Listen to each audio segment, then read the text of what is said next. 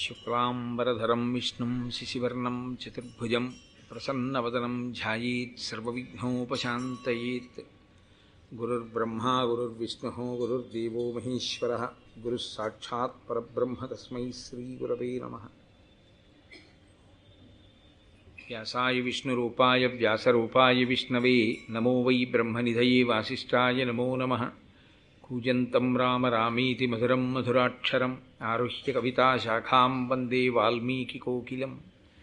శ్రుతిస్మృతిపురాణానాం ఆలయం కరుణాలయం నమామి భగవత్పాదశంకరం లోకశంకరం. వాగర్ధావివ సంపృక్తౌ వాగర్ధప్రతిపత్తయే జగతః పితరౌ వందే పార్వతీపరమేశ్వరౌ. సూక్తిం సమగ్రయతున స్వయమేవ లక్ష్మీః శ్రీరంగరాజమహిషీమధురైః కటాక్షైః. వైదగ్ధ్యవర్ణకుణగుంభనగౌరవైర్యాం కండూలకర్ణకుహరాः కవయోధయంతి.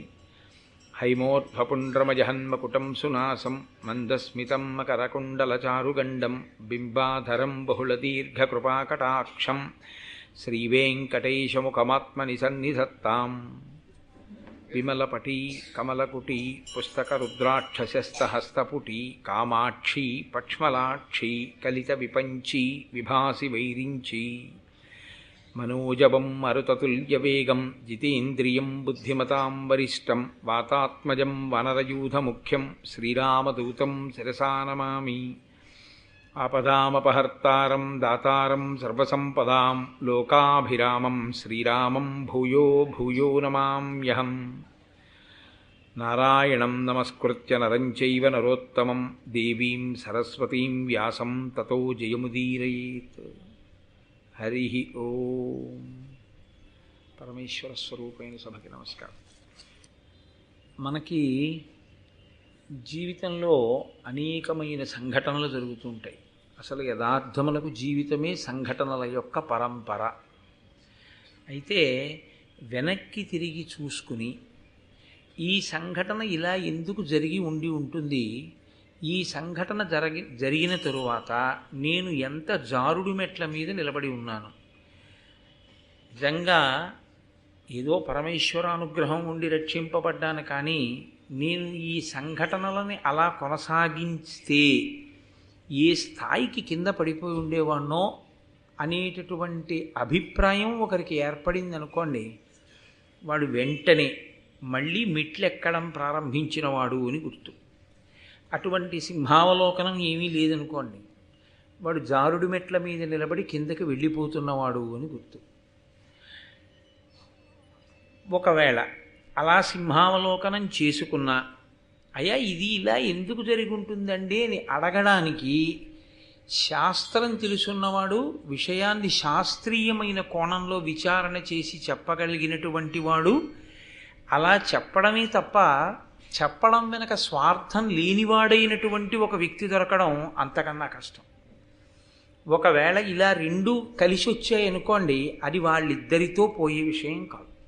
అది యుగాలతో సంబంధం లేకుండా జీవకోటిని తరింపచేసేటటువంటి ఒక గొప్ప సంఘటనగా చరిత్ర యందు మిగిలిపోతుంది. లేదనుకోండి, అవి ఎప్పుడూ ఒక సంఘటనల పరంపరగా వ్యష్టి స్థాయిలో, అంటే ఒక వ్యక్తి స్థాయిలో అలా ఉండిపోతాయి. నేను ఏ మాటలు ఇప్పుడు మీతో ప్రస్తావన చేశానో ఆ మాటల్ని నేను కథాపరంగా విశ్లేషించవలసి వస్తే, జనమేజయుడు సర్పయాగం చేశాడు. సర్పయాగం ప్రారంభం చేసినప్పుడు జనమేజయుని యొక్క అభిప్రాయం ఏమిటి? నీ చేస్తున్నది ఒప్పు, మా నాన్నని అంత కఠినంగా చంపినటువంటి ఆ తక్షకుణ్ణి సంహరించడం, తక్షకుని వంశంలో పుట్టినటువంటి సమస్తమైన ఆ పాముల్ని చంపడం ఎంత మాత్రమూ దోషభూయిష్టం కాదు, కాబట్టి నేను చంపేస్తాను అన్నాడు. ఆయన యాగం చేస్తాను అన్నప్పుడు తప్పయ్యా అలా యాగం చెయ్యకూడదు అన్నవాడు ఎవరైనా ఉన్నాడా జనమేజయుడితో? ఎవ్వరూ లేరు. లోకంలో తీరు ఎలా ఉంటుందంటే, మహారాజు మనసులో దీని యందు ప్రీతి ఉన్నది అన్న అభిప్రాయం ఉంటే సాధారణంగా దాన్ని అనుసరించే మాట్లాడతారు. మంత్రులు ఆ సర్పయాగం చెయ్యమని ప్రోత్సహించారు. వాస్తుశాస్త్రం చెప్పాడు ఒక్క ఆయన మాత్రం. ఒక పురాణజ్ఞుడు యాగశాల నిర్మాణంలో దోషం ఉంది, అందుకని ఈ యాగం ఆగిపోతుందని చెప్పాడు. అది కూడా ఒక బ్రాహ్మణుడి కారణంగా ఆగిపోతుంది అని చెప్పాడు ఆయన. పట్టించుకోలేదు జనమేజయుడు. మనము అంతే, వ్యక్తిగత సౌకర్యము, ఆ తర్వాత మనకుండేటటువంటి ఆవేశకావేశములనేటటువంటి పెనుగాలి యందు శాస్త్ర ప్రమాణములు కొట్టుకుపోయేటట్టుగా వదిలిపెట్టేస్తాం. దానికి అందరి నోటి వెంట వచ్చే మాట ఒకటే, ఏం పర్వాలేదులేండి అని విడిచిపెట్టేస్తాం. జనమేజయుడు అదే అన్నాడు, ఏం పర్వాలేదులేండి. ఎందుకు పర్వాలేదులేండి అంటే, శాస్త్రధిక్కారము జరిగేటట్టుగా క్రతువు జరుగుతున్నప్పుడు చెయ్యడానికి అక్కడ సంభారములు చేయించేవాళ్ళు ఎంత గొప్పవాళ్ళైనా అది నిలబడుతుందా అంటే, శాస్త్రధిక్కారము చేస్తే నిలబడదు, నిరూపించారు. ఆస్తిక మహర్షి వచ్చారు, సర్పయాగం ఆగిపోయింది. నిన్నను నేను మీతో కొన్ని పద్యాలు మనవి చేశాను, ఆస్తిక మహర్షి చదివినటువంటి పద్యాలు. అందులో ఆయన ఒక్కొక్క పద్యంలో ఒక్కొక్క విషయాన్ని స్పృశించాడు.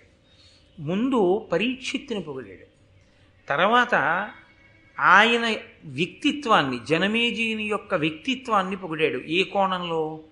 యాగాలు చెయ్యడం, బ్రాహ్మణుల్ని ఆదరించడంలో ఆయన ఎంత గొప్పవాడో చెప్పాడు.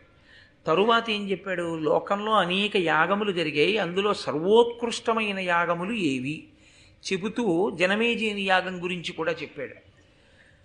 నాలుగవసారి మాట్లాడుతూ జనమేజయుడు ఆ యాగం చెయ్యడం చేత అగ్నిహోత్రుడు ఎలా ప్రీతి చెందుతాడు, తరువాతి కాలంలో అగ్ని వలన ఆయన ఎటువంటి సంపత్తి పొందాలని తాను ఆశీర్వచనం చేస్తున్నాడు, ఈ విషయాలు చెప్పాడు. ఒక్క విషయంలో మాత్రం స్పష్టంగా నువ్వు చేస్తున్నటువంటి ఈ యాగము వలన లోకమునకు ఉపయోగం కలుగుతోంది అని ఎక్కడా చెప్పలేదు. అసలు యాగము యొక్క ప్రధానమైన లక్షణం ఏదైనా ఉంటే రెండుంటాయి అందులో. యజమాని ఉండి యజమాని ఒక ప్రయోజనము కొరకు చేస్తే ఇహము, ఇక్కడేదో ప్రయోజనం నెరవేరుతుంది. దశరథుడు చేస్తే రాముణ్ణి కన్నాడు, పరము. ఇక్కడ ప్రయోజనం కొరకు కాదు అని చేస్తే ఊర్ధ్వలోకాల్లో నివసించగలిగినటువంటి గొప్ప శక్తిని యాగము కృప చేస్తుంది. ఈ రెండూ కాదు, లోకశాంతి. అసలు భారత ప్రారంభంలో జనమేజయుడు అటువంటి యాగంతో ప్రారంభం భారతం. లోకోపకారము కొరకు అందరూ బాగుండాలని చేసేటటువంటి యాగం. ఇప్పుడు జనమేజయుడు చేసేటటువంటి యాగం ఈ మూడిటిలో ఎందులోకి వస్తుంది? ఈ మూడిటిలో ఎందులోకి రాదు. ఇహము లేదు, పరము లేదు, లోకోపకారము లేదు. మిగిలినది ఏమిటయ్యింది? కక్ష.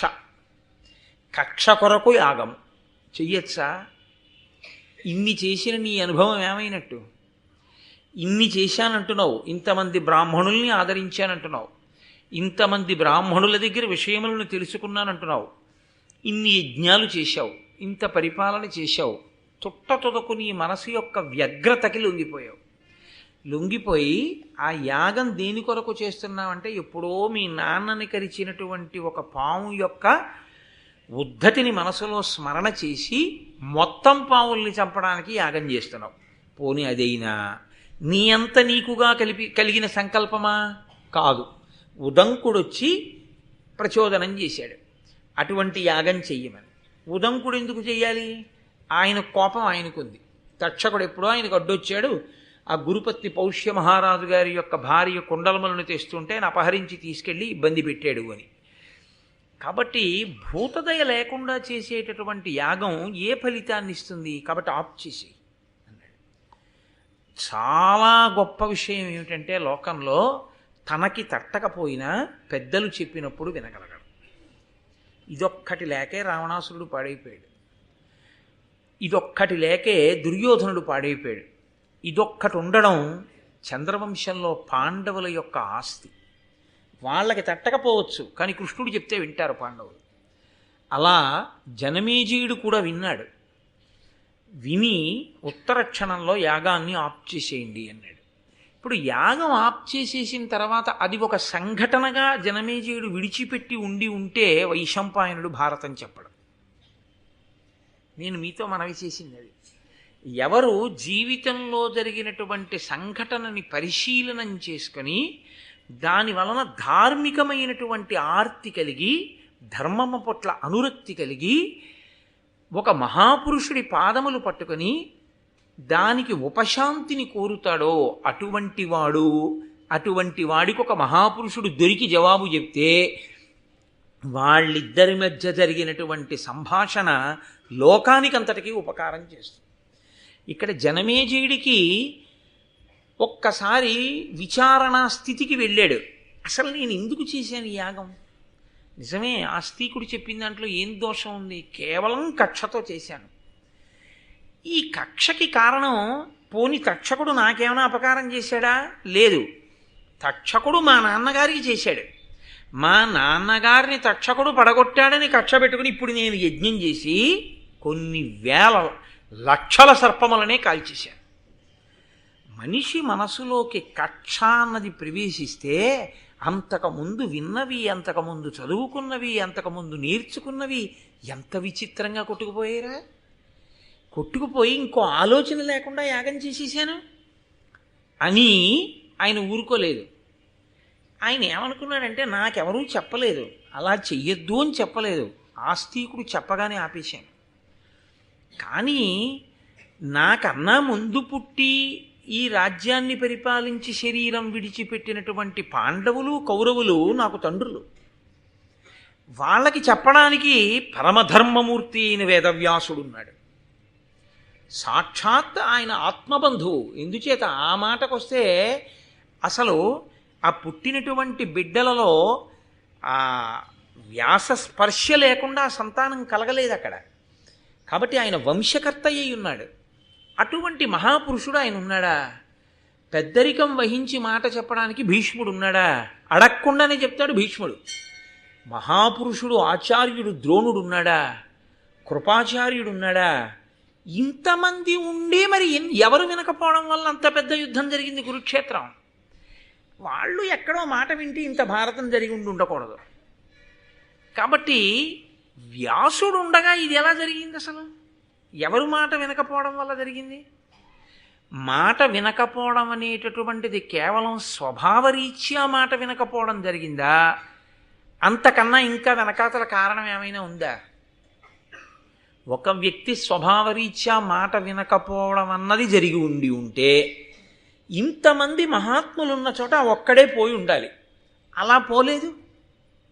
ఇనపరసనం అంతటినీ అయస్కాంతం ఆకర్షించినట్టు మొత్తం దుష్టశక్తులన్నిటినీ దుర్యోధనుడు ఆకర్షించాడు.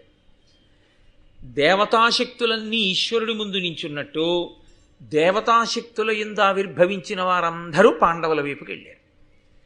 దేవతాశక్తులున్న వాళ్ళైనా మాట వినాలిగా వ్యాసుడు చెప్పినప్పుడు. మరి పాండవులు ఎందుకు వినలేదు? వీళ్ళిద్దరికీ యుద్ధం ఎందుకు జరిగింది అసలు కురుక్షేత్రంలో? ఆస్తికుడు చెప్పగానే నేను విని యజ్ఞం ఆపినట్టు వీళ్ళు కూడా భీష్ముడి మాటో, ద్రోణుడి మాటో, వ్యాసుడి మాటో, విదురుడి మాటో, అంతటి ధర్మాత్ములందరూ సభలోనే ఉన్నారు. కొత్తగా ఎవరినో అడగవలసిన అవసరం లేదు, ఎక్కడి నుంచో తెచ్చుకోవలసిన అవసరం లేదు. ఇవాళ నా అదృష్టం కొద్దీ వ్యాసుడు ఉన్నాడు సభలో అడగడానికి. అప్పుడు వాళ్ళకి ఆ ఇబ్బంది ఏం లేదు. ఎప్పుడూ ఉంటాడు భీష్ముడు, ఎప్పుడూ ఉంటాడు ద్రోణుడు, ఎప్పుడూ ఉంటాడు కృపుడు, ఎప్పుడూ ఉంటాడు విదురుడు. ఉన్నవాళ్ళు ఏదో తినేసి ఉత్తినే కూర్చోరుగా. వాళ్ళు ఎప్పుడూ ధర్మం మాట్లాడుతూనే ఉంటారు. అది బహుశా మా తాతలు చిన్నతనం నుంచి విని ఉండాలి. జనమేజయుడు పరీక్షిత్తు కొడుకు, పరీక్షిత్తు అభిమన్యుడు కొడుకు, అభిమన్యుడు అర్జునుడు కొడుకు. కాబట్టి మా పితృపితామహులు విని ఉండాలి మాట. ఎక్కడొచ్చింది అసలు దోషం? అసలు భారతం ఎందుకు వచ్చింది? కురుక్షేత్ర యుద్ధం ఎందుకు జరిగింది? ఎక్కడ మాట వినకపోవడం అన్నది జరిగింది. ఎవరెవరు మంచి మాటలు చెప్పారు, ఎవరెవరు మాట వినలేదు. ఎవరెవరు మాట వినకపోవడం వల్ల ఏ ఏ స్వభావముల చేత, ఏ ఏ కారణముల చేత ఇంత భారత యుద్ధం జరగవలసి వచ్చింది. ఈ సంఘర్షణలో ఏవో చాలా గొప్ప గొప్ప విషయాలే ఉండుంటాయి తెలుసుకోవలసింది. ఇప్పుడు కథని కథగా చెప్పేవాడు కాదు కావలసింది, కథలో ఉన్నటువంటి ధర్మసూక్ష్మములతో చెప్పేవాడు కావాలి మనకి. అదృష్టం ఏమిటంటే వ్యాసుడు ఉన్నాడు సభలో, యజ్ఞపరీక్షకుడిగా కూర్చుని ఉన్నాడు. ఆ వ్యాసుడే మహాభారత రచన చేసినవాడు. ఇతిహాస రచన, ఇతిహాస అన్న మాట ఎందుకంటారు అన్నది నేను మీతో మనవి చేశాను. ఇతిహాసం అది అలాగే జరిగినది. ఎందుకనంటే వ్యాసుడు కూడా అందులో ప్రధానమైన భూమిక పోషించాడు కాబట్టి వ్యాసుడు ఉన్నాడు. నేను అడుగుతాను, అడిగితే వ్యాసుడు చెప్పాలి. కానీ పెద్దలను అడిగితే పెద్దలు చెప్పాలని ఆశించి మీరు అడగవచ్చా? అదేం బాకీయా చెప్పాలని? కాదు. ఎందుకు చెప్పాలి? కృప కలిగి చెప్పాలి. కృప వారికి కలగాలి అంటే ఎందుకు కలగాలి? మన ఆర్తి అర్థమైతే కలగాలి. ఏదో తెలుసుకోవాలనేటటువంటి ఆర్తి అవతల వారి యందు ఉన్నది అంతే. గురువుగారు మాట్లాడడానికి అంతకన్నా ఇంకొక విషయాన్ని ప్రాతిపదికగా తీసుకోరు. గురువుగారు మాట్లాడే దేనికి మాట్లాడతారు అంటే కేవలముగా శిష్యుని యొక్క ఆర్తి చూసి మాట్లాడతారు. ఆవు పాలు ఎందుకు వదులుతుంది? తాను గడ్డి తిని నెమరు వేసి తయారు చేసిన పాలు కడుపులో పెట్టుకొని శిరములలోకి విడవకుండా పొదుగులో దాచుకున్న ఆవు ఏ కారణానికి పాలని విడిచిపెడుతుంది? ఆకలితో ఉంది దూడ అని గుర్తు ఏమిటంటే పలుపు విప్పగానే పరుగెత్తుకెళ్ళి పొదుగులో 2 గుద్దులు గుద్దితే చాలు విడిచిపెట్టేస్తుంది. పొదుగులో 2 గుద్దులు గుద్దిన దూడకి పాలు విడిచిపెట్టకుండా ఉండలేని ఆవులా ఆర్తితో పాదములు పట్టుకున్నటువంటి శిష్యుడి వంక చూసి చెప్పకుండా ఉండలేక గురువు చెప్తాడు. కాబట్టి నాకిక్కడ వ్యాసుడు ఉన్నాడు, నా ఆర్తి ఆయనకు అర్థమైతే చాలు మాట్లాడతాడు. లేకపోతే ఆయనకి మాట్లాడవలసిన అవసరం లేదు, ఆయన చిరునవ్వు నవ్వి వెళ్ళిపోతారు. కాబట్టి ఇప్పుడు వ్యాసుడు మాట్లాడడం అంటే నా ఆర్తి అర్థమైతే మాట్లాడాలి. నా ఆర్తి అర్థమైతే మాట్లాడేస్తాడనుకోకూడదు. ఆయన ఎవరో నాకు అర్థమైందని కూడా ఆయనకు అర్థం అవ్వాలి. ఆయన యందు నా యొక్క పూజ్యభావన ఆయనకు అర్థమైంది అన్న విషయం కూడా స్పష్టము కావాలి. కాబట్టి ఈ కోణంలో జనమేజయుడు అడుగుతున్నాడు. లేకపోతే భారతాన్ని వైశంపాయనుడు చెప్పవలసిన అవసరం లేదు. మీరు ఏదైనా సరే ఒక గొప్ప గ్రంథం కానీ ఒక గొప్ప చరిత్ర కానీ ఆవిష్కరింపబడుతుంటే దానికి కారణమేది అన్నది తెలుసుకుంటే ఒక ప్రయోజనం ఉంటుంది. మనం కూడా జీవితంలో అలా ఊంచుకోవడం అలవాటు అవుతుంది. ఎందుకని అంటే తప్పు చెయ్యనివాడు, చెయ్యకుండా ఉండగలిగినవాడు, అసలు ఏ తప్పు చెయ్యకుండా నా జీవితం ఉంది అన్నవాడు చాలా కష్టం. ఏదో తప్పు అజ్ఞానం చేతనో అమాయకత్వం చేతనో తెలిసో ఎక్కడో జరుగుతుంది. కానీ దానిని విచారణ చేసుకుని కనుక నేను దీన్ని పట్టుకోకూడదు అని బాగా ప్రతిజ్ఞ చేసుకుని నిలబడగలిగిన వాడే దిద్దుకోగలిగినవాడు. లేకపోతే ఏదో ప్రతిదాన్ని చాలా చులకనగా తీసుకుంటూ పెద్ద విషయం ఏముందని కాకతాళీయము అంటారు. అలా కాకతాళీయంగా తీసుకున్నారనుకోండి, అలాంటి వారికి జీవితంలో ఎన్ని విననివ్వండి, ఎన్ని జరుగుతూ ఉండనివ్వండి, ఎన్ని చూస్తూ ఉండనివ్వండి, ఏమీ వరగదు. కొత్తగా మార్పు రాదు. ఎందుకు రాదు అంటే ఒక్కటే కారణం, వాళ్ళు ఆగి వెనక్కి చూడరు, విన్నదాన్ని తమ జీవితానికి సమన్వయం చేసుకోరు. ఈ 2 ఎక్కడ ఉండవో అక్కడ అభ్యున్నతి ఉండదు. అందుకే గురువాక్యము అన్నది ఎటువంటిది అంటే, గురువాక్యము వర్షం లాంటిది. శిష్యుడు ఎటువంటి వాడు అంటే మట్టిలో ఉన్న విత్తనం అయితే మొలకెత్తుతుంది, రోటి మీద పడి ఉన్న విత్తనం అయితే మొలకెత్తదు. వాన నీరు ఒకవేళ రోటి గుంతలోకి చేరి అందులోకి విత్తనం తడిసి నానుతూ ఉండిపోయినా ఆ విత్తనం మొలకెత్తదు. ఎందుకంటే ఒక్కటే కారణం, అది బండరాతి మీద ఉన్నది కాబట్టి మొలకలెత్తదు. దానికి సహజంగా మెత్తని మట్టిలో అది లేదు. అదే మట్టిలో ఉన్నటువంటి విత్తనం మీద ఒక్క చినుకు చాలు మహావృక్షమై కూర్చుంది. అలా మహావృక్షము కావడానికి మట్టిలో ఉండడమే విత్తనం యొక్క ప్రధానమైనటువంటి యోగ్యత అయితే, విచారణ చేసుకుని తన జీవితంలోకి విన్న విషయాన్ని అన్వయం చేసుకుని నిలబడగలిగినటువంటి ప్రజ్ఞ ఉన్నవాడెవడో వాడు వేరొక ధర్మరాజు కాగలడు, తనని తాను దిద్దుకోగలడు. దాని కొరకు భారతాది ఇతిహాసములు వచ్చే అందుకిచ్చారు మహానుభావుడు వ్యాస భగవానుడు. ఇది నేను చెప్పకపోతే ఎలా సమన్వయం చేసుకుంటారు వాళ్ళ జీవితాన్ని, ఎలా వాళ్ళని వాళ్ళు దిద్దుకుంటారు, అందుకిచ్చారు. కాబట్టి ఈ సంఘటన జరగడం మీరు కేవలముగా యాదృచ్ఛికము అన్న భావనతో మీరు ఉండకూడదు, నేనుండకూడదు. అసలు మహాభారతమునందు ఈ సంఘటన జరగడమే, జనమేజయుడికి అటువంటి ఆలోచన రావడమే మనకందరికీ కూడా సంస్కార భిక్ష పెట్టింది భారతం. లేకపోతే భారతం ఎలా వస్తుందండి? రచింపబడిన భారతం అలా ఉండిపోయేది. ప్రవచనంగా మారింది ఎప్పుడు అంటే, ఇదిగో జనమేజయుడి ఈ ప్రశ్న వేశాక ప్రవచన రూపాన్ని భారతం పొందింది. అప్పటి వరకు భారతానికి ప్రవచనం లేదు, అది గ్రంథ రూపంలో ఉంది. అలాగే ఉండి ఉంటే ఎవరికి వాళ్ళు చదువుకోవాలంతే. ప్రవచన రూపంలోకి ఎప్పుడు మారిందంటే, ఇదిగో జనమేజయుడు వేదవ్యాసుని యొక్క పాదములు పట్టుకుని ఈ ప్రశ్న అడగడం ప్రారంభం చేస్తే అప్పుడు ఆ మహాభారతం ప్రవచన రూపంలోకి మారింది. కాబట్టి అయ్యో నిజంగా ఆస్తిక మహర్షి వచ్చి రక్షించింది పావుల్నా, ఆస్తిక మహర్షి వచ్చి రక్షించింది నన్ను రక్షించాడు, నాకు అమృతం పెట్టాడు, లేకపోతే ఎంత పాపం చేసుకుంటూ పోదునో, ఎంత కక్షతో ఈ యాగం చేద్దునో, చివరికి ఏమి సాధించానని నేను అనుకోవాలి. అలా కాకుండా నన్ను రక్షించాడు మహానుభావుడు.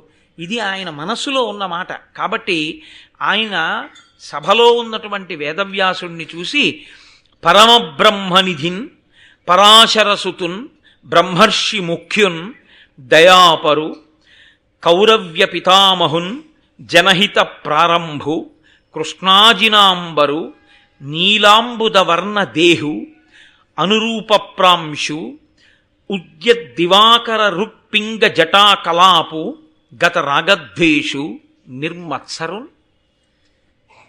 వ్యాసుడన్న మాట ఒక్కటే వదిలిపెట్టేసి, ఆయన పేరు విడిచిపెట్టేసి జనమేజయుడి గుండెలో వ్యాసుణ్ణి తీసుకొచ్చి చెప్తున్నారు మనకి. జనమేజయుని గుండెలో వ్యాసుని పట్ల ఉన్న పూజ్య భావన. ఒక గురువుగారి దగ్గర కూర్చున్న శిష్యునికి అభ్యున్నతి ఎప్పుడు అంటే గురువుగారి మీద ఆ పూజ్య భావన ఉంటేనే. ఆ పూజ్యభావన గురువుగారి మీద లేనినాడు అది శిష్యుడికి కొత్తగా ఏమీ తీసుకొచ్చి ఇవ్వదు, ఆయనకేమీ ఆర్ద్రత కల్పించదు, సంస్కార బీజములను నాటలేదు.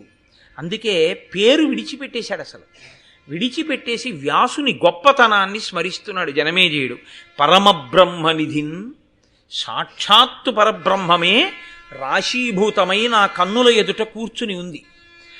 పరాశరసుతున్, పరాశర మహర్షి యొక్క కుమారుడు, బ్రహ్మర్షి ముఖ్యున్, బ్రహ్మర్షులలో ముఖ్యమైనవాడు, దయాపరున్, ఇందుకు కదు మాట్లాడాలి, దయ కలిగినవాడు, కౌరవ్య పితామహున్, కురువంశమునకంతటికీ కూడా పితామహ స్థానమునందున్నవాడు, జనహిత ప్రారంభు, జనమునకంతటికీ కూడా హితమును కల్పించడము అనేటటువంటి మార్గమునందు అష్టాదశ పురాణములను వేద విభాగమును చేసి లోకానికి 4 మంచి మాటలు చెప్పి జనాన్ని మంచి మార్గంలోకి మళ్లించడం అనేటటువంటి ప్రక్రియని ప్రారంభం చేసిన మహాపురుషుడు.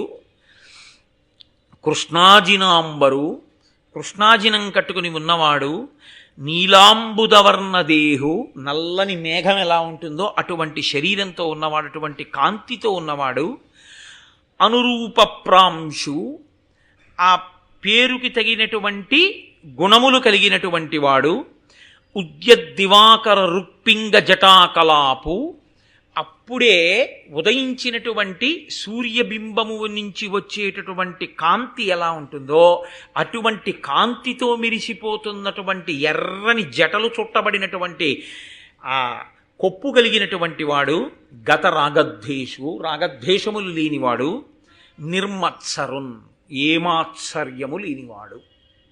అసలు వ్యాసుడు అన్న మాట ఎక్కడన్నా వాడారా? వ్యాసుడు లోకానికి తెలుసు, జనమేజయుడికి తెలుసు, మీకు తెలుసు, నాకు తెలుసు. కానీ వ్యాసుడు జనమేజయుడి గుండెలో ఎలా ఉన్నాడో ఆ పద్యం చెప్తాను. గురువుగారి పేరుతో అందరికీ తెలుసు. గురువుగారు నీకెలా తెలుసు? నీ గుండెలో గురువుగారు ఏమిటి? ఈ విషయంలో పర్వతం ఎలా చెలించకుండా ఉంటుందో గురువుని నమ్మిన శిష్యుడు అలాగే ఉండాలి. తన గురువు పట్ల అంత పూజ్య భావనతో ఉండాలి. శిష్యుడి గుండెలో గురువు అంటే పరబ్రహ్మమే, దైవమే. గురుర్బ్రహ్మ గురుర్విష్ణు గురుర్దేవో మహేశ్వర గురు సాక్షాత్ పరబ్రహ్మ. అందుకే పరమబ్రహ్మనిధిన్ అంటూ మొదలుపెట్టారు. అటువంటి వ్యాసుడి వంక చూసి జనమేజయుడు ప్రశ్న వేస్తున్నాడు. ఒక్క పద్యంలో అడిగాడండి. ఒక్క పద్యంలో ఎంత ఆర్తిని వెళ్ళబుచ్చాడో చూడండి. చేసిన యాగంలోంచి ఎంత ఆర్తి వచ్చిందో. జీవితంలో ఏదో సంఘటనల రూపంలో జీవితం గడిచిపోయినటువంటి వాడికి ఏ విచారణ ఉండదు. ఆలోచించుకోగలిగినటువంటి వాడు, విచారణ చేసుకోగలిగిన వాడిలో ఎంత పరిశీలన ఉంటుందో, ఎంత ఆర్తి ఉంటుందో, ఎంత తాపత్రయం ఉంటుందో జనమేజయుడి పద్యంలో అర్థమవుతుంది. దీనికి వేదవ్యాసుడు జవాబు చెప్పవలసి వచ్చింది. ప్రీతితో మీరును భీష్మాది కురువృద్ధ రాజుల నుండి భూరాజ్య విభవమెల్ల విభాగించి ఇచ్చిన తమ తమ వృత్తులనుండక వీగి పాండు ధృతరాష్ట్రనందనుల్ ధృతి చెడి వారేమి కారణంబున ప్రజాక్షయముగాగ భారత యుద్ధ ఉపార పరాక్రములు చేసిరి మీ పంపు సెయ్యరైరి ఎరిగి ఎరిగి వారి నేల వారింపరు ఇట్టి గోత్ర కలహమేల పుట్టే దీని కల తెరంగు తెలియంగా నా నతియుండు నాకు సన్మునీంద్రవంద్య గొప్ప మునుల చేత నమస్కరింపబడేటటువంటి స్వరూపము కలిగినటువంటి వాడా, ప్రీతితో మీరును భీష్మాది కురువృద్ధ రాజులు ఉండి భూరాజ్య విభవమెల్ల విభాగించి ఇచ్చినన్. పరమధర్మాత్ములు సమస్త శాస్త్రములు తెలిసిన్న మీరున్నారు. జనమేజయుడు వ్యాసుడిని అడుగుతున్నాడు. పరమధర్మాత్ముడైన భీష్మాచార్యుడున్నాడు, కురువృద్ధులున్నారు. వీళ్ళందరూ కలిసి రాజ్యాన్ని విభాగం చేశారు. ఇవ్వకుండా ఊరుకుని పంచుకోవడానికి దెబ్బలాడుకుంటే అది వేరు. అది ఎలా ఉంటుందంటే ఇదిగో గరుత్మంతుడు తినేసినటువంటి గజగజపాల్లా ఉంటుంది. కానీ ఇక్కడ దెబ్బలాడుకోవడానికి అవకాశం లేకుండా విభజించి ఇచ్చేశారు. ఎవరు విభజించి ఇచ్చారు? పరమధర్మాత్ములు విభజించి ఇచ్చారు. కాబట్టి ఇంకా దెబ్బలాడుకోవడానికి ఏముంది? ఏముండదు. రాజుల నుండి భూరాజ్య విభవమెల్ల విభాగించి ఇచ్చినన్ తమ తమ వృత్తులనుండక వీగి పాండు ధృతరాష్ట్ర నందనుల్ ధృతి చెడి వారేమి కారణంబున ప్రజాక్షయముగాక భారత యుద్ధం అపార పరాక్రములు చేసిరి. వాళ్ళిద్దరికీ ఇచ్చేసిన తర్వాత మళ్ళీ ఆ రాజుల్ని కూడా తీసుకుని ఆ దుర్యోధనుడు ఈ రాజుల్ని కూడా తీసుకుని పాండవులు కురుక్షేత్ర యుద్ధ భూమికి ఎందుకు వెళ్ళారు? మీ మాట విని ఎవరికిచ్చిన రాజ్యం వాళ్ళు ఎందుకు పరిపాలించలేదు? వాళ్ళు ఎందుకు దెబ్బలాడుకున్నారు? అంటే తాను మాట వినడం వల్ల ఎంత గట్టెక్కేశాడో లోపల గుర్తొస్తోంది. కాబట్టి అసలు ఎందుకు వాళ్ళు యుద్ధం చేస్తే ఎందుకంత ప్రజాక్షయం అయిపోయింది? ఎందుకంతమంది చచ్చిపోయారు? భారత యుద్ధం అపార పరాక్రములు చేసిరి మీ పంపు సెయ్యరేరి. మీరు చెప్పిన మాట వాళ్ళు ఎందుకు వినలేదు? ఎరిగి ఎరిగి వారి నేల వారింపరు ఇట్టి గోత్ర కలహమేల పుట్టే. బంధువుల్లో ఇంత కలహం ఎందుకు వచ్చింది? వాళ్ళని ఎవరూ ఆపలేకపోయారా? దీని కల తెరంగు తెలియంగా అనతియుండు నాకు సన్మునీంద్రవంద్య. ఇవన్నీ నాకు తెలుసుకోవాలనుంది. కాబట్టి నాకు అసలు ఈ గొడవలు ఎందుకు వచ్చాయి, ఎందుకు మాట వినలేదు మీ వంటి పెద్దలు ఉండగా? ఎంత అంటే పెద్దల మాట విని ఉంటే అన్నదొకటి జనమేజయుడిలోకి వచ్చిందా లేదా? జరిగిన సంఘటనల వల్ల చాలండి, గట్టెక్కిపోయాడంతే జనమేజయుడి జీవితంలో. తెలియక తప్పు చేయడం తప్పు కాదు, తెలిసున్నవారు చెప్పినప్పుడు దిద్దుకోవడం గొప్ప. అది వచ్చేసింది జనమేజయుడికి. ఇది మా పూర్వీకులు ఎందుకు చేయలేదని వేస్తున్నాడు ప్రశ్న. ఇప్పుడు ఈ ప్రశ్న అడిగితే మహానుభావుడు వ్యాసుడు నోరు విప్పి ఒక్క మాట మాట్లాడలేదు. ఆయన వైశంపాయనుడి వంక చూసి అన్నాడు, నువ్వు చెప్పు అన్నాడు. ఏం అలా ఎందుకు అనాలి అంటే, ఆయన మహాభారత రచన చేసి కూర్చోబెట్టుకుని మొట్టమొదట తన శిష్యులకి చెప్పాడు. సుమంతుడు, పైలుడు, వైశంపాయనుడు, జైమిని వీళ్ళని కూర్చోబెట్టుకుని చెప్పాడు. శిష్యులు గురువు దగ్గర వినడము అంటే ఎలా వినాలి? పరమ జాగ్రత్తతో వినవలసి ఉంటుంది. ఎక్కడ ఏమాత్రం జారిపోతే వెళ్ళిపోతుందో అని అంత జాగ్రత్తగా విని ఉంటే తడువుకోవలసిన పని లేదు. నువ్వు వెంటనే చెప్పగలిగి ఉండాలి భారతాన్ని. కాబట్టి గురువు మాట్లాడినా గురువుగారి పనుపున శిష్యుడు మాట్లాడుతున్నా ఇంకంతకన్నా అదృష్టం ఏముంది? గురువుగారు పక్కన కూర్చుని శిష్యుడిని మాట్లాడు అన్నారనుకోండి, శిష్యుడు మాట్లాడుతుంటే గురువు ఎంత పొంగిపోతారు. ఓ, నేను చెప్పింది వీడు బాగా విన్నాడు, అందుకే ఇలా చెప్పగలుగుతున్నాడు. కాబట్టి నువ్వు చెప్పు, భారతం చెప్పు జనమేజయుడికి. ఇప్పుడు మీరు ఒక్క విషయం ఆలోచించాలి. ఇక్కడి నుంచి భారతంలో శ్రోత వక్త మారుతున్నారు. ఇప్పటి వరకు ప్రవచనం చేసింది సౌతి, ఇప్పటి వరకు విన్నవాళ్ళు నైమిషారణ్యంలో శౌనకాది మహర్షులు. ఇంకా ఇక్కడి నుంచి ప్రవచనం చేస్తున్నవాడు వైశంపాయనుడు, వింటున్నవాడు జనమేజయుడు, కూర్చున్నవాడు వేదవ్యాసుడు. అంటే మొదట ఎవరు చెప్పారని సౌతి చెప్తున్నట్టు ఈ సంఘటన సౌతి చెప్తున్నాడు కాబట్టి. మొట్టమొదట మహాభారతాన్ని వ్యాస సమక్షంలోనే ప్రవచనం చేసినటువంటి ఘనత వైశంపాయనునకు దక్కింది. వైశంపాయనుడు భారతాన్ని ఏ కారణం వల్ల వ్యాసుడి యొక్క పాదాల దగ్గరే నిలబడి తడువుకోకుండా అంత గొప్పగా భారతాన్ని చెప్పగలిగాడు? ఒకే ఒక్క కారణానికి చెప్పగలిగాడు. ఏ కారణానికో తెలుసా అండి? తన గురించి ఒక్క పద్యం కూడా చెప్పకపోవడం వల్ల. ఇది భారతంలో పరమరహస్యం. ఇంత భారతాన్ని ప్రవచనం చేసినటువంటి వైశంపాయనుడు తన గురించి కానీ తన తల్లిదండ్రుల గురించి కానీ ఇంత భారతము చెప్పినటువంటి వాడు ఈ వైశంపాయనుడు అని ఎక్కడా చెప్పలేదు. ఆయన భారతం చెప్పే ముందు చేసిన పని ఏమిటంటే, గురువుగారు భారతం చెప్పు అనగానే వేదవ్యాసుడి పాదముల దగ్గర సాష్టాంగ నమస్కారం చేశాడు. చేసి, గురువర్యా మీరు ఆనతిచ్చారు అంటే కార్యం జరిగిపోయినట్టే, ప్రవచనం చేస్తాను, మీరు శాసించినట్లే భారతం చెప్తాను. వ్యాసుడి గురించి చెప్పాడు తప్ప అసలు తన గొప్పతనం ఎక్కడా ఆయన మాట్లాడలేదు. వ్యాసుడికి నమస్కారం చేసి వ్యాసుడి గొప్పతనాన్ని, భారతం యొక్క గొప్పతనాన్ని చెప్పాడు. సంక్షేపంగా ఒక్కసారి మహాభారతాన్నంతటినీ చెప్పేశాడు. చెప్పేసి ఆర్తి కలిగిన శిష్యుడైతే ప్రశ్న వేస్తే వివరణ చెయ్యాలి. వేదవ్యాసుని యొక్క గొప్పతనాన్ని చెప్పాడు. మహానుభావుడయ్యా ఈ వ్యాసుడు. ఈయనే అష్టాదశ పురాణములను ఇచ్చాడు, ఈయనే పంచమవేదమైనటువంటి భారతాన్ని ఇచ్చాడు, ఈయనే వేద విభాగం చేశాడు. అటువంటి వ్యాస మహర్షి పనుపున నేను ఇదిగో ఈ భారతాన్ని ప్రవచనం చేస్తున్నాను. అదొక్కటే మాట. తన గురించి ఒక పద్యాన్ని వైశంపాయనుడు చెప్పలేదు. అంటే అసలు మహాభారత ప్రవచనాన్ని వినేటటువంటి శ్రోత ఒక విషయాన్ని బాగా దృష్టిలో పెట్టుకుని ఉండాలి. వైశంపాయనునికి అంత కీర్తి, శాశ్వతత్వము దేనివల్ల కలిగాయి? సొంతంగా ఏది చెప్పాలా, వ్యాసుడు చెప్పిందే చెప్పాడు. కానీ వ్యాసుడు చెప్పింది చెప్పడం వల్ల నేను ధన్యుండనుకుని చెప్పుకుని శాశ్వతుడైపోయాడు తప్ప నేను ఫలానా అని చెప్పుకుని చెప్పలేదు. భగవత్ సంబంధమైనటువంటి విషయాన్ని ప్రవచనం చేసేటటువంటి వాడికి ఉండవలసిన ఏకైక అర్హత ఆ భగవంతుని యందు నిరతిశయమైన భక్తి, భగవత్ కథ రచన చేసినటువంటి ఋషి పాదముల యందు భక్తి. తన గురించి తెలియవలసిన అవసరం లేదు. భారతం మీద ప్రసంగాలు కోటేశ్వరరావు గారు చేస్తున్నారు అంటే కోటేశ్వరరావు గారి బయోడేటా ఏమిటి అన్న విషయాన్ని నేను చెప్పక్కర్లేదు, మీరు వినక్కర్లేదు, అనవసరం. నేను వ్యాస హృదయాన్ని ఏమైనా చెప్పగలనా? వైశంపాయన హృదయాన్ని చెప్పగలనా?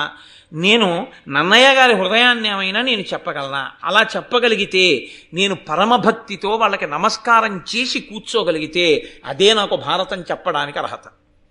కాదు, తన గొప్పతనాన్ని కోరుకోకుండా గురువుగారి యొక్క వైభవాన్ని మాత్రమే స్మరిస్తూ గురువుగారి కింకరుడిగా ఇది చెయ్యగలిగిన అదృష్టం నాకు పట్టిందని చేసిన శిష్యుడెవరో వాడు శాశ్వతత్వాన్ని పొందుతాడు, వాడు తరిస్తాడు. తప్ప ఇది నేను చేస్తున్నాననేటటువంటి అహంకార స్పర్శ తగిలితే గురువు ఎంత గొప్పవాడైనా, గురువు పక్కన నువ్వు చేరినా నీవు ఆ అభ్యున్నతిని పూర్ణంగా పొందలేవు. ఇది వైశంపాయనుడు మనకి నిరూపించి చూపించాడు మహాభారతంలో. వైశంపాయనుడే అంత వినయంగా మాట్లాడితే, అంత భారతం చెప్పగలిగిన వాడు ఏ సభలో ఎక్కడ మీరు మీ బయోడేటా చెప్పుకుని మీ క్వాలిఫికేషన్లు, మీ గొప్పతనాలు, మీ బిరుదులు, మీ అక్కర్లేనితనాలు చెప్పుకుని అందుకు నేను భారతం చెప్తున్నానని మీరు చెప్పగలరా? నాకు చెప్పండి. ఇవి ఏం చెప్పి వైశంపాయనుడు చెప్పాడు? అది చెప్పడానికి నువ్వు చదువుకున్న చదువా కారణం? ఒక్కనాటికి కాదు. ఏదైనా అనుగ్రహం అంటూ ఉంటే అది కేవలం పరదేవతానుగ్రహం, కృష్ణానుగ్రహం, వ్యాసానుగ్రహం, కవిత్రయం యొక్క అనుగ్రహం. ఆ భావన లోపల పెట్టుకుని చెప్పిన నాడు, ఆ భావనతో విన్ననాడు గురువు యొక్క అనుగ్రహం పరిపూర్ణంగా కలుగుతుంది. వ్యాస భగవానుని యొక్క అనుగ్రహం మనకి పరిపూర్ణంగా కలుగుతుంది. కాబట్టి ఆయన భారత కథని ప్రారంభం చేస్తున్నాడు. చేస్తూ అన్నాడు, వాసవ ప్రతిముండు వసువను నాతండు చేది భూనాథుండు శిష్టలోక నుతకీర్తి మృగయా వినోదార్థమడవికి జని ఒక్క ముని జనాశ్రమమునందు నిర్వేదమున మహానిష్టతో సన్యస్త శస్త్రుడై తపమొప్ప జలుపుచున్న ఆతని పాలికి అమరగణంబుతో ఇంద్రుండు వచ్చి తానిట్టులనియే. ఒకానొకప్పుడు వాసవ ప్రతిముండు వసువను నాతండు.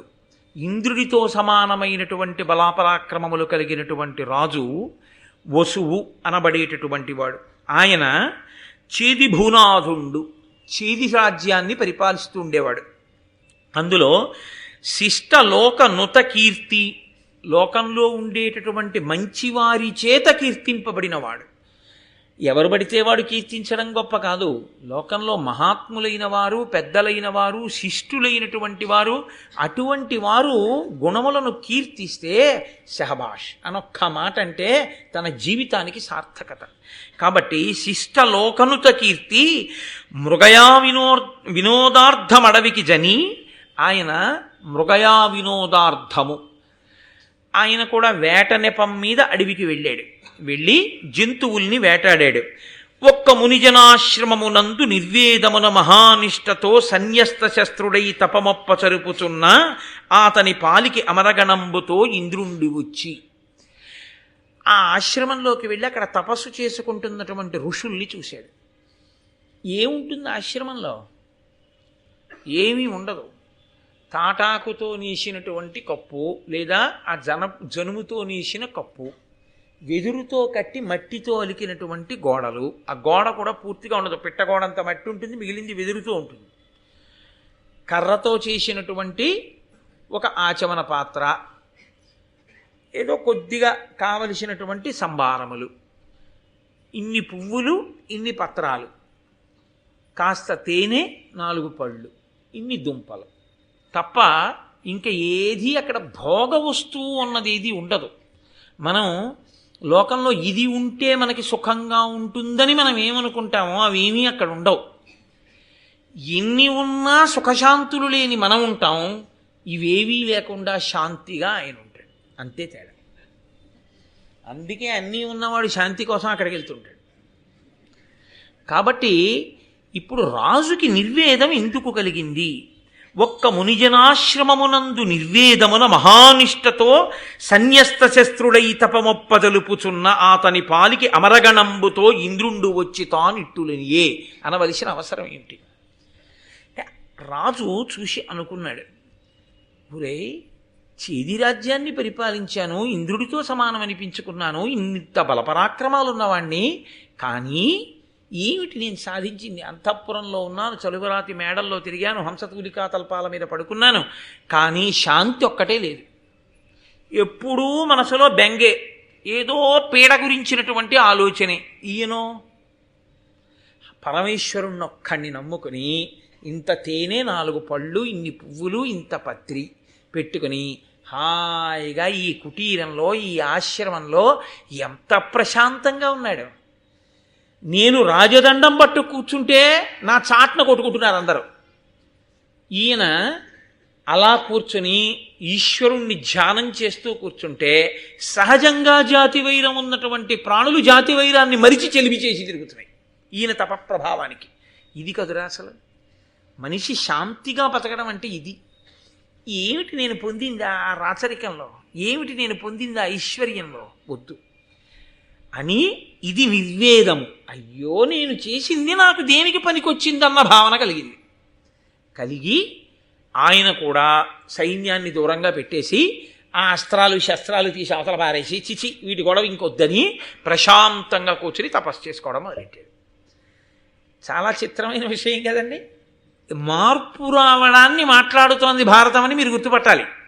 జనమేజయుడు మార్పు దగ్గర మొదలుపెట్టి మార్పు రావడాన్నే మాట్లాడుతోంది. ఇంకాను ఇప్పుడు ఆయన దగ్గరికి ఇంద్రుడు అమరగణములతో వచ్చాడంటే దేవతాగణములతో కూడినటువంటి వాడై ఈయన దగ్గరికి వచ్చాడు. వచ్చి ఒక గొప్ప విమానాన్ని ఒకదాన్ని ఆయన దగ్గర పెట్టాడు. ఉన్నవి కాక కొత్తవి చేర్చాడు. చూడండి, అది విచిత్రం. ఇచ్చి అన్నాడు, నీవు నాకు సఖుడవు, ఇక నుంచి కేవలం భూమి మీద గొప్పతనం కాదు, ఈ విమానంలో నువ్వు స్వర్గలోకానికి వస్తుంది, కాసేపు నా దగ్గర 2-3 రోజులు ఉంటుండు, వెళ్ళిపోతావు. ఇప్పుడు పెదవులతో పిలవడం ఒక ఎత్తు, గుండెతో పిలవడం ఒక ఎత్తు.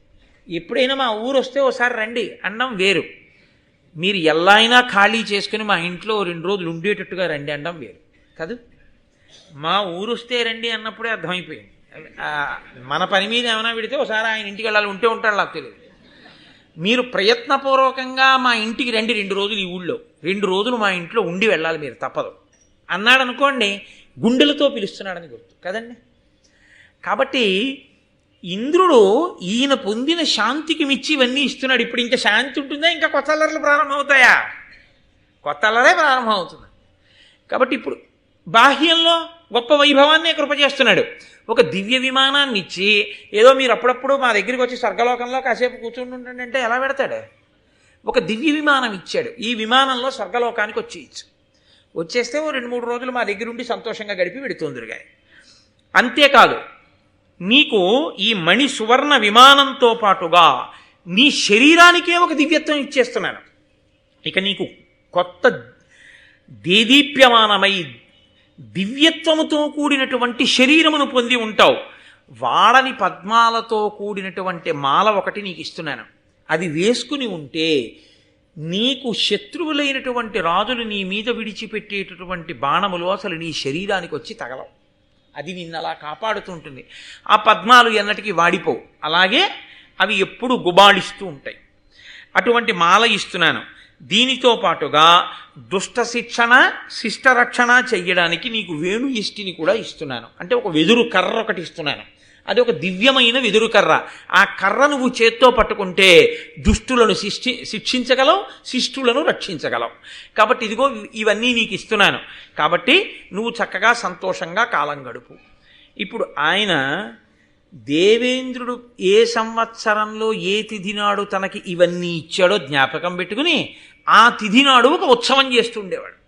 ఈ మాలని, ఈ విమానాన్ని, ఈ వేణుయష్టిని ఇవన్నీ నాకు ఇంద్రుడు కృప చేసిన రోజు అని ఇంద్రోత్సవము అని పేరు పెట్టి ఇంద్రపరంగా ఒక ఉత్సవం చేస్తుండేవాడు. ఘనముగా ఇంద్రోత్సవమునరించు మహీపతులకు ఒగి ఆయుర్వర్ధనమునగు పెరుగు సంతతి అనవరతము ధరణి ప్రజకు అభివృద్ధియగున్. ఈయన్ని చూసి ఈ ఇంద్రోత్సవాన్ని పక్కనున్న రాజులు కూడా ప్రారంభం చేశారు. చిత్రం ఏమిటంటే, పరమేశ్వరుణ్ణి పరమశివుణ్ణి ఉద్దేశించి ఇంద్రుణ్ణి ఉద్దేశించి ఈ ఇంద్రోత్సవం ఎవరు చేస్తారో అటువంటి రాజులందరికీ కూడా ఆయుర్దాయం పెరుగుతుంది, సంతతి వృద్ధిలోకి వస్తారు. అనవరతము ఎప్పుడూ కూడా వాళ్ళు పరిపాలించేటటువంటి భూమి మీద ఉన్న ప్రజలు సుఖశాంతులను పొందుతారు. అంటే ఆ ఇంద్రోత్సవము కృతజ్ఞతా పురస్సరంగా చేసిన రాజులకి శివానుగ్రహంగా ఇంద్రానుగ్రహంగా అవి ఉన్నవాడు ఏది పొందుతున్నాడో అటువంటివి ఉత్సవం చేసిన వాడు కూడా పొందగలుగుతున్నాడు. కాబట్టి అందరూ ఆ ఉత్సవం చేసి సంతోషంగా ఉన్నారు. ఆ ఇంద్రుడు ఇచ్చిన వరంతో ఈ వసువుకి బృహద్రథుడు, మణివాహనుడు, సౌబలుడు, యదువు, రాజన్యుడు అనబడేటటువంటి 5 కుమారులు జన్మించారు. చాలా సంతోషంగా ఉన్నారు. 5 కొడుకులు పుట్టారు. పరమ సంతోషంగా ఉన్నాడు. ఇంద్రోత్సవం చేస్తున్నాడు. పక్క రాజులు కూడా నేర్చుకున్నారు. ఆనందంగా కాలం గడిచిపోతోంది. ఈ కాలం గడిచిపోతున్నటువంటి రోజులలోనే ఒక చిత్రమైనటువంటి సంఘటనల పరంపర ఒకటి జరిగింది. ఈయన రాజధాని నగరానికి చాలా దగ్గరలో శుక్తిమతి అని ఒక నది ప్రవహిస్తూ ఉండేది. సాధారణంగా రాజుల యొక్క కోటకి చాలా దగ్గరలో ఎప్పుడు ఏదో ఒక నదీ ప్రవాహం వెడుతూ ఉంటుంది. కందకాల్లో నీటిని నింపడానికి, కోటలో ఉన్న వాళ్ళకి కావలసినటువంటి నీరు దొరకడానికి వాళ్ళు ఎప్పుడు నీటి ఒడ్డునే కోట కడతారు. కాబట్టి అక్కడ ఆ శుక్తిమతి అనబడేటటువంటి నది ప్రవహిస్తుంది.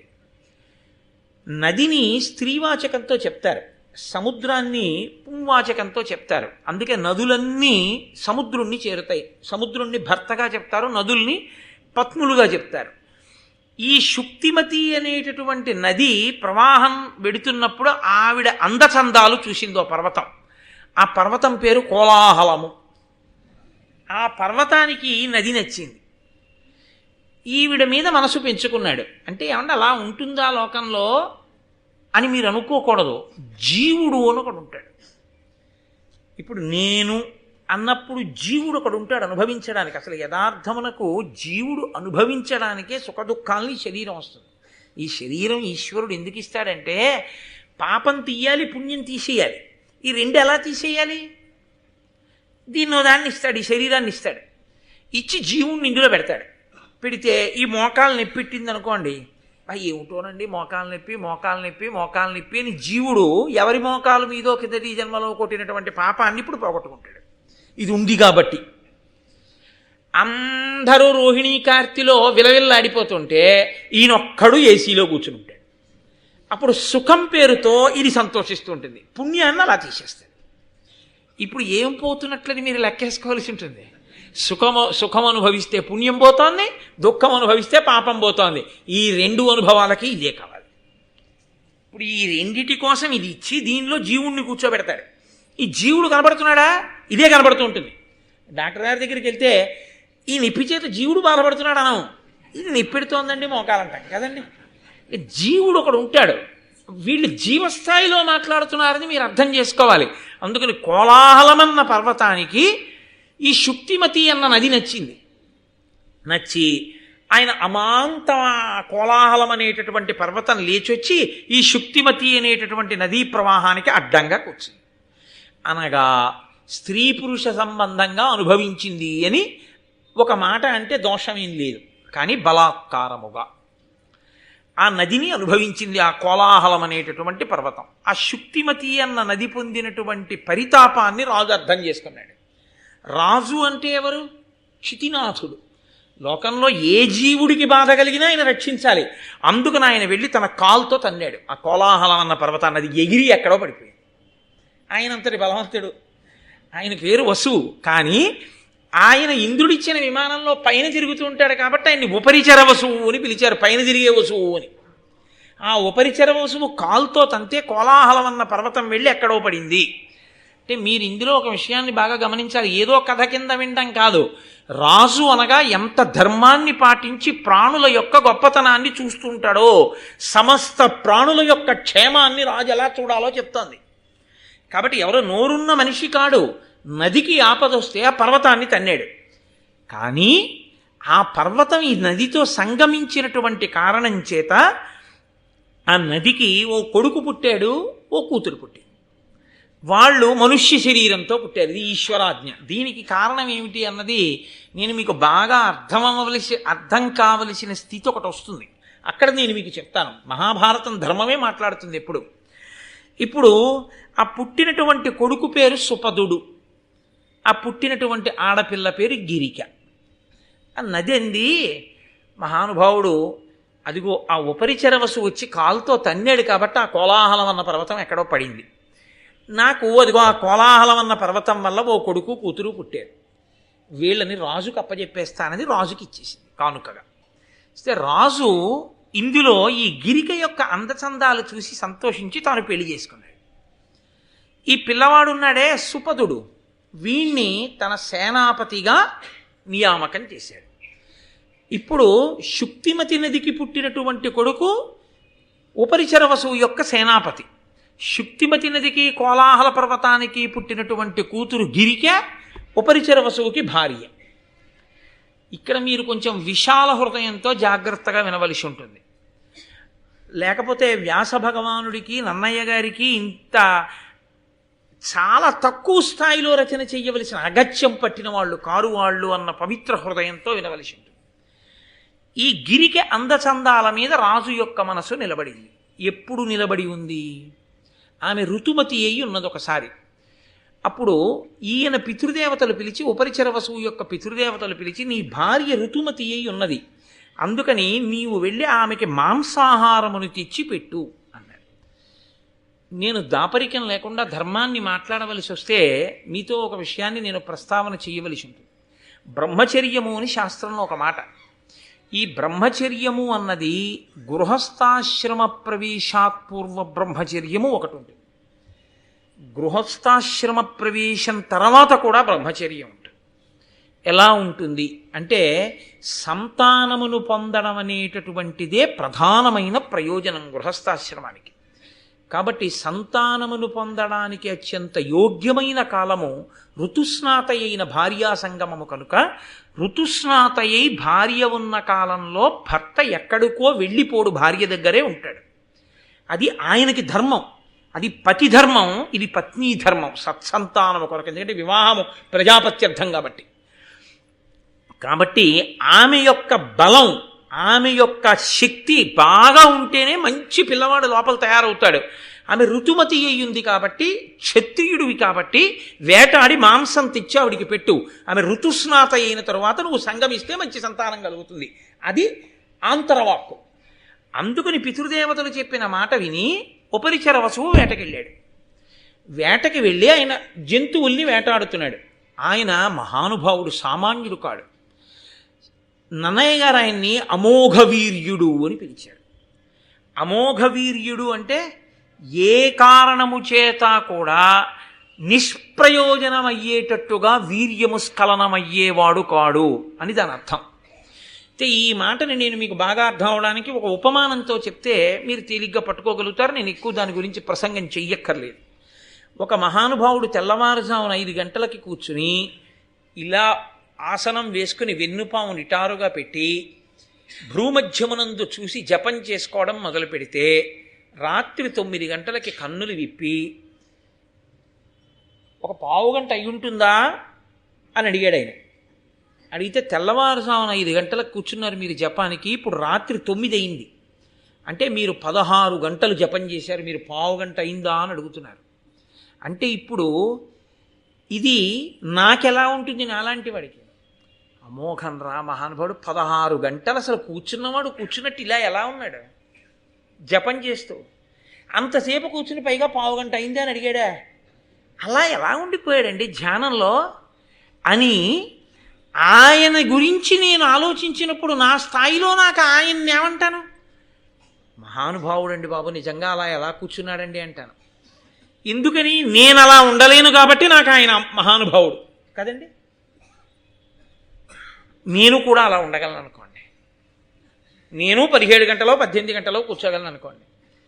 అలా నాకు జపం చేసినప్పుడు పావుగంటలాగో 10 నిమిషాలలాగో అనిపిస్తుంది అనుకోండి, కొన్ని గంటలు జపం చేసిన. అప్పుడు నేనేమంటాను? ఓ నవ్వు నవ్వి ఊరుకుంటాను. అది సహజమని, ఎందుకని నాకు తెలుసు కాబట్టి కదా. అలా నిష్కారణముగా వీర్యము స్ఖలనమయ్యి ఆ వీర్యము ప్రయోజనము లేకుండా పతనమైపోవడం అనేటటువంటి అలవాటు లేని ఒక మహాపురుషుడు గురించి విన్నప్పుడు సామాన్యులకి అయ్యి బాబు అలా ఉంటుందా అనిపించవచ్చు. కానీ ఆయన అమోఘ వీర్యుడు అన్న మాటకు అర్థం అంతే. ఇప్పుడు మీరు పట్టుకోగలిగారు, అంతకన్నా ఇంకా నేను వ్యాఖ్యానం చేయక్కర్లేదు. కాబట్టి అంతటి అమోఘ వీర్యుడైనటువంటి మహానుభావుడు ఉపరిచర వసువు వేటకి వెళ్ళాడు. ఋతుస్నాత అయిన భార్యా సంగమము ఆయన ధర్మం. అందుకని భార్య యొక్క అందచందాలని మనసులో తలుచుకున్నాడు. ఆమెని మనసులో తలుచుకోవడం ఉత్తమ పురుష లక్షణం. కేవలము భార్య యందు మాత్రమే కామము కలిగి ఉంటే ఆయన ఉత్తమ పురుషుడు అని గుర్తు. కాబట్టి ఇప్పుడు ఉపరిచర వసువు యందు దోషం పట్టడం ఎంత మాత్రమూ తప్పు కాదు. పైగా భార్య ఋతుస్నాత, సంగమకాలం. అందుకని ఆయన భార్య అందచందాల్ని స్మరించాడు. హఠాత్తుగా వీర్యము స్ఖలనమైంది. ఆయన అమోఘ వీర్యుడు. అది నిష్ప్రయోజనము కారాదు. అందుకని చిరగని ఆకుదొప్పలోకి పట్టి దాన్ని ముడివేసి పెంపుడు డేగని పిలిచి, వేటకెళ్ళేటప్పుడు కుక్కల్ని డేగల్ని తీసుకెళ్తారు, పెంపుడు డేగని పిలిచి దాని మెడలో కట్టి పట్టుకెళ్ళి నా భార్యకి ఇచ్చేయి అన్నాడు. ఇప్పుడు ఈ డేగ వెళ్ళిపోతుంది. పావురాలు ఇవి పూర్వం పెంపుడు పక్షులు వెళ్ళే వీళ్ళకి, అది వెళ్ళిపోతుంది. ఆ వెళ్ళిపోతున్నటువంటి సమయంలో వేరొక డేగ చూసింది. దాన్ని చూసి దాని మెడలో వేలాడుతున్నటువంటి ఆ ఆకు పొట్లాన్ని మాంసఖండం అనుకుని ఆ డేగ ఈ డేగతో ఆ మాంసం కోసం యుద్ధం మొదలెట్టి ఈ రెండూ కలిసి కొట్టుకోవడంలో దాని మెడలో కట్టినటువంటి ఆ ఆకు దొప్పతో కూడిన పొట్లం పైకి. ఆయన అమోఘ వీర్యుడు కదండి, ఆయన సామాన్యుడు కాడు, మహాపురుషుడు. ఎట్టి పరిస్థితుల్లో అది దుర్వినియోగం అవ్వదు. ఇప్పుడు అది వెళ్ళి ఒక సరోవరంలో పడింది. ఆ సరోవరంలో పడినప్పుడు అందులో అద్రిక అనబడేటటువంటి ఒక చేప ఉంది. ఆ చేప ఎవరు? ఆవిడ ఒక అప్సరస. ఆవిడ ఉద్ధతితో ప్రవర్తిస్తే చతుర్ముఖ బ్రహ్మగారి శాపవాక్కు విడిచిపెట్టారు. నువ్వు ఇంత ఉద్ధతితో ప్రవర్తిస్తున్నావు కాబట్టి శాప వైపుట్టన్నారు. ఆవిడ వెళ్ళి ఆయన కాళ్ళ మీద పడింది, తప్పైపోయింది, నాకు ఎప్పుడు శాప విమోచనం అంది. సృష్టిలో ఎన్నడూ జరగని రీతిలో చాపవయ్యుండి కూడా ఇద్దరు మనుష్యులకి ఏనాడు జన్మనిస్తావో ఆనాడు నీకు శాప విమోచనం అన్నాడు. ఇప్పుడు చిత్రమైన సందర్భం ఒకటి జరిగి తీరాలి, లేకపోతే ఆవిడికి శాప విమోచనం జరగదు. ఇది వెనక నడిపించేవాడు ఒకడున్నాడు. బ్రహ్మగారి మాట నడుస్తోంది, ఈశ్వరుడు అన్నవాడు ఒకడున్నాడు, వాడు నడిపిస్తున్నాడు ఇవన్నీ. ఇప్పుడు ఈ ఆకు దొప్ప పొట్లం చెరగడం వల్ల ఉపరిచర వసువు యొక్క వీర్యం 2 బిందువులు నీటిలో పడుతుండగా 2 చుక్కల్ని కూడా ఈ అద్రిక అనే చేప తలెత్తి ఏదో అనుకుని మింగింది. అది స్త్రీ శరీరంలోకి ప్రవేశించడంలో లోపల 2 బిడ్డలు పెరిగారు. ఈ చేప 10 నెలల తర్వాత మత్స్యకారులకు దొరికింది. అబ్బో, ఎంత పెద్ద చేపో, ఎంత పెద్ద కడుపో అని ఆ చేప కడుపు కోసేశారు. ఎప్పుడైతే 2 మనుష్యులకు జన్మనిస్తుందో అప్పుడు ఆమెకి శాప విమోచనం. కాబట్టి అద్రిక నాకు 2 పిల్లలు పుడితే నేను మళ్ళీ అప్సరసనైపోవచ్చని ఆవిడ చూస్తోంది. ఆవిడ కడుపులోంచి ఒక మగపిల్లవాడు, ఒక ఆడపిల్ల పైకొచ్చారు. వచ్చిన మగపిల్లవాడి పేరు మత్స్యరాజు. ఆయన మత్స్యదేశానికి అధిపతి అయ్యాడు. ఆడపిల్ల పేరు మత్స్యగంధి. ఆమె ఎక్కడ నిలబడితే అక్కడి నుంచి యోజనం దూరం పాటు చేపల వాసన కొడుతుంటుంది. కాబట్టి ఆమెని మత్స్యగంధి అన్నారు. చేప కడుపులోంచి వచ్చింది కదండి. ఈ మత్స్యగంధిని మాత్రం దాశరాజు అనబడేటటువంటి వ్యక్తి, పడవలు నడిపేటటువంటి మత్స్యకారుల కుటుంబానికి చెందినటువంటి వాడు, ఆయన పిల్లని పెంచుకొని యమునా నది ఒడ్డున ఆమెను నించోపెట్టి వచ్చేపోయే యాత్రికుల్ని పడవలో యమున దాటించు అని చెప్పాడు. ఆ పిల్ల అక్కడ నిలబడి వచ్చే వాళ్ళని పడవ దాటిస్తోంది. దాటిస్తుండగా పరాశర మహర్షి వచ్చారు. పరాశర మహర్షి అంటే ఎవరు? వేదవ్యాసుని కన్న తండ్రి, మహానుభావుడు, శక్తి మహర్షి యొక్క పుత్రుడు. అంతటి మహాపురుషుడు తీర్థయాత్రకు వెళ్ళాడు.